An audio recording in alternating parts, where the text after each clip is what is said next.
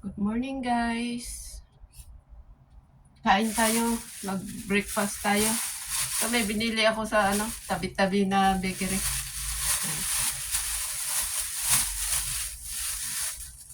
Ano kayang kainin ngayon? Ito ko yung tatlong klase kasi ito eh. Yung isa, ganyan. Polo pao. Yung isa, yung parang pandesal. Yung isa, parang pandesal din pero medyo malaki. Hindi ko alam pangalan nila. Basta ang alam ko ito lang, pineapple bread. Ang pipiliin ko ngayon ay yung parang pandesal. Ito, kung hindi 2 araw, baka merinda yung isa. Hindi ko alam. Minsan, nagmimerinda, minsan hindi. Tago ko muna doon. Tayo ay kakain ng almusal. Ayan.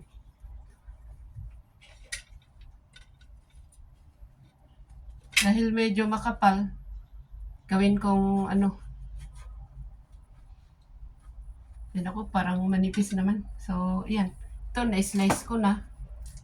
Palaman tayo ng avocado. Ang ganda naman ito. Ang liit yung yung pit niya.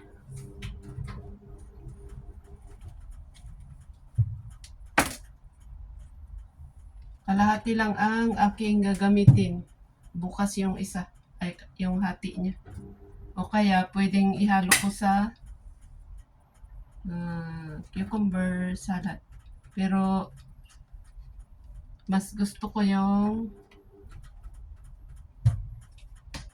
isang beses, kalahati lang kasi medyo malaki to. Pwede naman kainin yung buo sa isang araw. Ayan. Ganito ang ginagawa ko.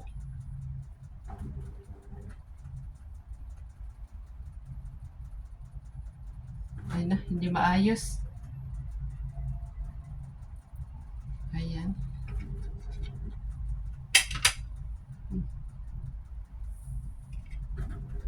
Kung gusto pa ninyong lagyan ng dahon-dahon, pero ayaw ko kasi masyado nang nakakabusog. So, this one is enough. Ay, meron pa pala to. Kala ko nailagay ko na lahat. Ay, naku. 1/4 lang pala yun. Tapon ko muna doon.